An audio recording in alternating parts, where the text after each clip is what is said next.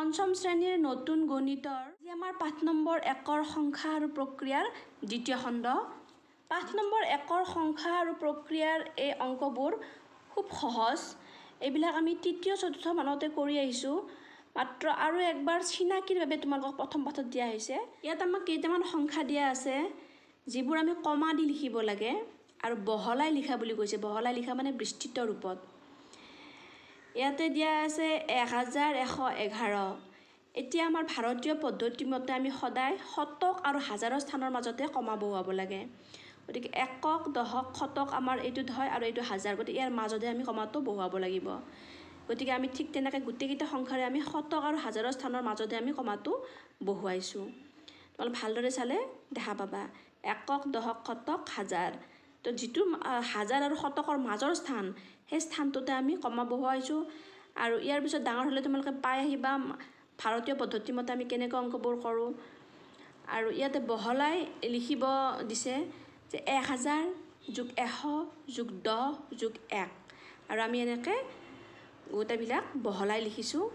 আৰু এইবিলাক আমি সংক্ষিপ্ত ৰূপত লিখিলে আমি পাইছোঁ 1111 আৰু বহলাই লিখিলে আমাৰ এনেকৈ আমি লিখিব লাগে বিস্তৃত ৰূপত বহলভাৱে। বাকীবিলাক অংক আমি ঠিক তেনেকৈ লিখিছোঁ বহল কৰি। ইয়াতে আছে 10981।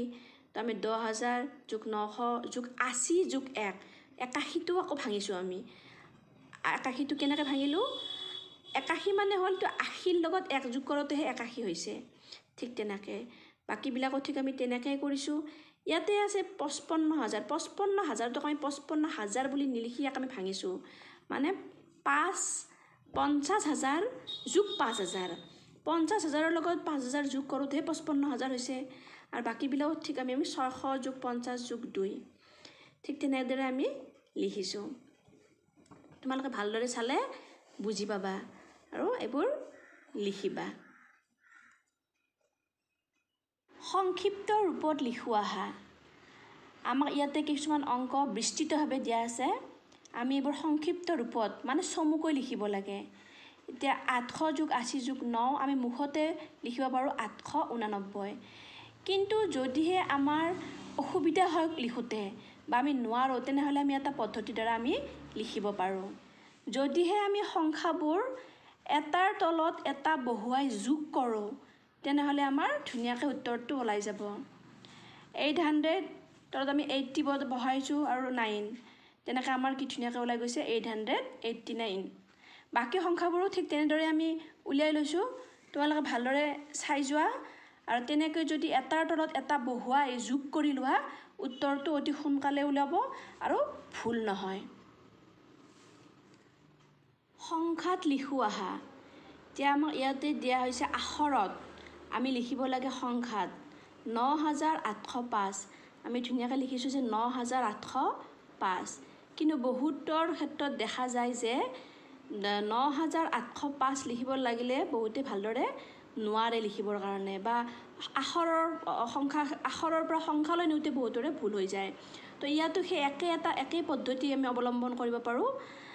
আমি প্ৰথমতে বিস্তৃতভাৱে আখৰখিনি উলিয়াই লওঁ 9805 এনেকৈ বিস্তৃতভাৱে উলিয়াই লৈ আমি ঠিক একে পদ্ধতিৰে আমি কৰিব পাৰোঁ। সংখ্যাত লিখা পদ্ধতিটো ঠিক একেধৰণৰে। যদিহে আমি সংখ্যাখিনি বিস্তৃতভাৱে উলিয়াই লওঁ যেনে 9805 আমি প্ৰথমতে 9000 তাৰপিছত 800 তাৰপিছত 5 যদি আমি উলিয়াই লওঁ আৰু এটাৰ পিছত এটা বহুৱাই আমি যোগ কৰোঁ তেনেহ'লে আমাৰ সংখ্যাবোৰ সঠিকভাৱে ওলাব আৰু আমাৰ ভুল নহয়। অতি সহজতে আমি উত্তৰসমূহ উলিয়াব পাৰিম। তোমালোকে ঠিক একেদৰে সংখ্যাবোৰ কৰি যাবা আৰু আচলতে নিজেই কৰিবলৈ চেষ্টা কৰিবা আৰু এনেকৈ তোমালোকৰ ভুল নোহোৱাকৈ সংখ্যাসমূহ ওলাই যাব। আখৰেৰে লিখোঁ আহা। ইয়াতে আমাক সংখ্যাত দিয়া আছে আমি আখৰেৰে লিখিব লাগে। আখৰেৰে লিখোঁতে আমাৰ একো অসুবিধা নহয়। আমি মুখেৰে যেনেকৈ উচ্চাৰণ কৰোঁ তেনেকৈ লিখি গ'লে হ'ল। এতিয়া আমাক দিয়া আছে একক, দশক, শতক, হাজাৰ, অযুত। আৰু আমি অকলে নিলিখি 1 অযুত 5000 বুলি নিলিখি দুয়োটাকে আমি একেলগে 15000 বুলি ক'ব পাৰোঁ। 15907 আৰু আমি মুখেৰে যেনেকৈ উচ্চাৰণ কৰিছোঁ ঠিক আমি তেনেদৰে আমি ইয়াতে লিখি গৈছোঁ 15907। ঠিক তেনেকৈ 29008 আৰু মুখেৰে যেনেকৈ আমি উচ্চাৰণ কৰিছোঁ আমি তেনেকৈয়ে লিখি গৈছোঁ 29,008, 61,507, 70,091, 92,990 আমি ঠিক মুখেৰে যেনেকৈ উচ্চাৰণ কৰিছোঁ তেনেকৈ আমি লিখিছোঁ। আখৰেৰে লিখাত বিশেষ একো অসুবিধা নহয়। সৰুৰ পৰা ডাঙৰলৈ ক্ৰমত সজাও আহা। ইয়াতে কিছুমান সংখ্যা সৰু ডাঙৰ কিছুমান সংখ্যা খেলি মেলিকৈ দিয়া আছে। এতিয়া আমি সৰুৰ পৰা ডাঙৰলৈ সজাব লাগে। প্ৰথমতে আমি যদি সংখ্যাকেইটা ভালদৰে চাই সকলোতকৈ কোনটো সৰু বাছি উলিয়াওঁ তেতিয়াহ'লে আমাৰ চকুত পৰিছে যে 690টো সকলোতকৈ সৰু। তাৰপিছত দেখা গৈছে 723, তাৰপিছত দেখা গৈছে 732 আৰু তাৰপিছত আমি গম পাইছোঁ যে 960, কাৰণ আমি গমেই পাইছোঁ 690টো সকলোতকৈ সৰু, তাৰ পিছত আহে 7, 723, আকৌ 2টো সৰু, 3টো সৰুতকৈ ডাঙৰ, গতিকে 732 আৰু 9টো ইয়াতে প্ৰথম আছে 9, গতিকে 7তকৈ 9 আৰু বেছি ডাঙৰ, গতিকে এইটো সকলোতকৈ ডাঙৰ। আৰু তাৰপিছত আমি 1 2 3 কৰি প্ৰথমতে সজাই লওঁ। যদিহে আমি প্ৰথমতে এনেকৈ সজাই লওঁ তেনেহ'লে আমাৰ ইয়াতে লিখোঁতে আমাৰ ভুল নহয় বা খেলি মেলি নহয়, আৰু তেতিয়া আমি 1 নম্বৰত কোনটো আছে 2 নম্বৰত কোনটো আছে চাই পেলাই ধুনীয়াকৈ আমি লিখিব পাৰোঁ। ঠিক তেনেকৈ বাকী সংখ্যাবিলাকো এনেকৈ 1 2 3 4কৈ আমি সজাই লৈ পেলাই আমি ইয়াতে ধুনীয়াকৈ লিখিব পাৰোঁ। ইয়াতে বি দেখাইছোঁ, বিত দেখি 2823টো সকলোতকৈ সৰু, তাৰপিছত দিছে 2832, কিয়নো 2টো সৰু 3টো ডাঙৰ। গতিকে আমি এটা এটা সংখ্যা আমি আচলতে স্থানীয় মান চাই এটা এটা সংখ্যা যদি এনেকৈ চাই যাওঁ আমাৰ অতি সোনকালে আমি উলিয়াব পাৰিম আৰু আমাৰ কোনো খেলি মেলি নহয়। ইয়াতে দিছে 3228 আৰু ইয়াতে আছে 3282। ইয়াতে একক দহকৰ ঘৰৰ সংখ্যাটো 8 আৰু ইয়াতে দহকৰ ঘৰৰ সংখ্যাটো 2, তেনেহ'লে 8 ডাঙৰ 2 সৰু আৰু বাকীকেইটা একে। ঠিক তেনেকৈ আমি বাকী সংখ্যাবিলাকো ধুনীয়াকৈ উলিয়াব পাৰোঁ। তোমালোকে এনেকৈ যদি 1 2 3 4কৈ সজাই যোৱা তেতিয়াহ'লে উত্তৰত লিখোঁতে তোমালোকৰ কোনোদিন ভুল নহয়। তোমালোকে ভালদৰে চাই উত্তৰসমূহ লিখি ল'বা। ডাঙৰৰ পৰা সৰুলৈ ক্ৰমত সজাও আহা। এইকেইটাও ঠিক আগৰ নিচিনা ধৰে একেই। আগতে যেনেকৈ আমি পাইছিলোঁ সৰুৰ পৰা ডাঙৰলৈ আমি ক্ৰমত সজাইছিলোঁ, এতিয়া আমি ডাঙৰৰ পৰা সৰুলৈ আমি ক্ৰমত সজাম। আৰু ইয়াতো আমি 1 2 3কৈ যাম। আমি দেখিছোঁ প্ৰথম এইটোত আমি দেখিছোঁ যে সকলোতকৈ ডাঙৰ সংখ্যা কোনটো।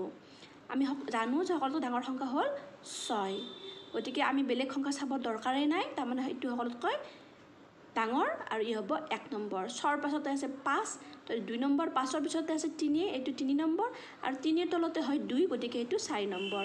আমি অতি সহজতে উলিয়াব পাৰিলোঁ নহয়নে?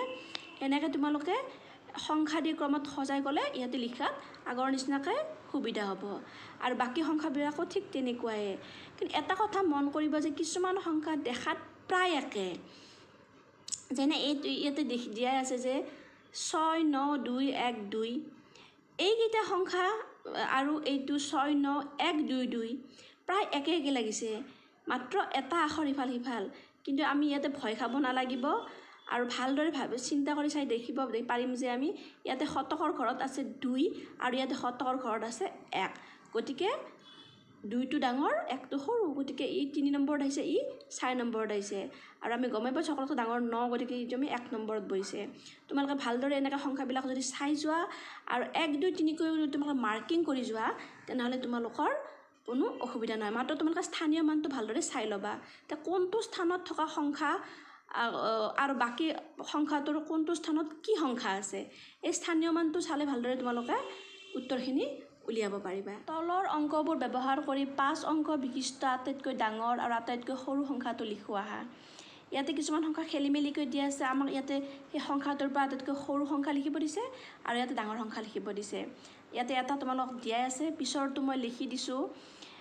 ইয়াতে যে 6 0 7 2 4, এটা কথা আমি যদি প্ৰথমতে 0 বহুৱাওঁ, 0 2 4 6 7 এনেকৈ বহুৱাওঁ, তেনেকৈ সংখ্যাটো আমাৰ কিন্তু নহ'ব, কাৰণ সংখ্যাৰ আগত 0টোৰ ঠিক ইমান এটা আহি নপৰে বা মূল্যটো অলপ কম হৈ পৰে। যেনেকৈ দশমিকৰ পিছত 0ৰ মূল্য নাই, ঠিক তেনেকৈ 0টো আগত বহালেও ঠিক তেনেকৈ সংখ্যাটো নহয়। গতিকে আমি কি কৰিম, 0টোক 1 ঘৰ আমি 5ত দিব লাগিব। আমি কি লিখিব লাগিব, 2 0 4 6 7, এতিয়াই সংখ্যাটো আমাৰ হ'ব। ঠিক তেনেকৈ ইয়াতে আমি দিছোঁ 7 6 4 2 0, ঠিক বাকীকেইটাও আমি এনেকৈ মিলাই লিখিছোঁ। আমি সকলোৱে জানো সকলোতকৈ সৰু 1, তাৰপিছত 2, তাৰপিছত 3, তাৰপিছত 4, তাৰপিছতে 6, আৰু ঠিক সেনেদৰে সকলোতকৈ ডাঙৰ 6 তাৰপিছত 4 তাৰপিছত 3 2 1 আৰু এনেকৈ আমি যদি ভালদৰে মিলাই লিখোঁ আমাৰ একো অসুবিধা নহয় তলত আঁচ দিয়া অংকবোৰৰ স্থানীয় মান লিখোঁ আহা আমি স্থানীয় মান সকলোৱে জানো আমি আগতো পাই আহিছোঁ যে একক দশক শতক হাজাৰ অযুত লাখ এনেকৈ আমাৰ স্থানীয় মান উলিওৱা হয় তো ইয়াতে আমাক দিয়া আছে 4ৰ ঘৰত তলত আমাক আঁচ দিয়া আছে তো আমি ইয়াৰ পৰা যদি আমি চাই যাওঁ তো একক দশক শতক হাজাৰ তাৰমানে 4ৰ ঘৰত দিয়া আছে ই আমাৰ স্থানটো হ'ল হাজাৰৰ স্থানত আছে ঠিক তেনেকৈ শূন্যটো আমাৰ হাজাৰৰ স্থানতে আছে আৰু এইটো সংখ্যা একক দশক শতক হাজাৰ এইটো আচলতে 10,000 বুলি কোৱা হয় আৰু 10,000টো কেতিয়াবা 10,000 বুলি নকয় অযুত বুলিও কোৱা হয় দিয়া আছে জানি লোৱাত যে 10,000 সমান 1 অযুত গতিকে আমি 10,000ত যেতিয়া আমাৰ সংখ্যাটো থাকিব আমি তেতিয়া 1 অযুত বুলি আমি লিখিব বা অযুত বুলি আমি লিখিব তেনেকৈ ডিটো আমাৰ অযুতৰ স্থানতে আছে একক দশক শতক হাজাৰ অযুত আৰু ইত আমাৰ শতকৰ স্থানত আছে আৰু এফটোত আমাৰ এককৰ স্থানত আঁচ দিয়া আছে তোমালোকে ভালদৰে চাই যাবা আৰু ধুনীয়াকৈ বহীত লিখি ল'বা সংখ্যা দুটা তুলনা কৰি খালী স্থানত উপযুক্ত ডাঙৰ সৰু বা সমান চিন বহুৱাও আহা এতিয়া দুটা সংখ্যা দুই পিনে দিয়া আছে মাজত আমি বহুৱাবলৈ এটাত আমাক দিয়া আছে এইটো আমাৰ ডাঙৰ চিনটো দিয়া আছে কিয় দিলে আমি ইয়াতো আমি স্থানীয় মান চাব লাগিব যে একক দশক শতক হাজাৰ অযুতৰ স্থানত আমাৰ ইয়াতে 4 আছে একক দশক শতক হাজাৰ অযুত আৰু অযুতৰ স্থানত আমাৰ 3 আছে তো আমি বাকী সংখ্যাকেইটা আমাৰ নাচালেও কোনো কথা নাই আমি অযুতৰ স্থানৰ সংখ্যাটো যদি চাই পেলাও আমি কৰোঁ আমাৰ হৈ যায় 4টো ডাঙৰ 3টো সৰু বাকীবিলাক চাই আৰু আমি সময় নষ্ট কৰিব নালাগে কিন্তু সকলোতে এনেকুৱা নহ'বও পাৰে কেতিয়াবা অযুতৰ স্থানত নাথাকি হাজাৰৰ স্থানতো থাকিব পাৰে বা শতকৰ স্থানতো থাকিব পাৰে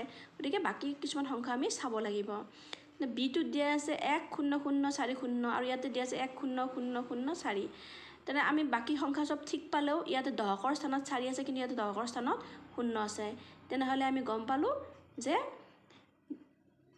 10040টো ডাঙৰ ঠিক তেনেকৈ বাকী সংখ্যাবিলাকো আমি স্থানীয় মান চাই তেনেদৰে উলিয়াইছোঁ তোমালোকে ভালদৰে চাই যোৱা মাত্ৰ স্থানীয় মানটো চাই ল'ব লাগে কিন্তু ইয়াতে এটা দিয়া আছে ইয়াৰে যিটো 32098 আৰু ইপিনেও আছে আমাৰ 32098 তো আমি স্থানীয় মান চালে গোটেইকেইটা সংখ্যা আমি একে পাইছোঁ তাৰমানে এই দুইটা সমান ঠিক তেনেদৰে আমি উলিয়াইছোঁ কোনো অসুবিধা নোহোৱাকৈ মাত্ৰ স্থানীয় মানটো চালে তোমালোকে ভালদৰে উলিয়াব পাৰিবা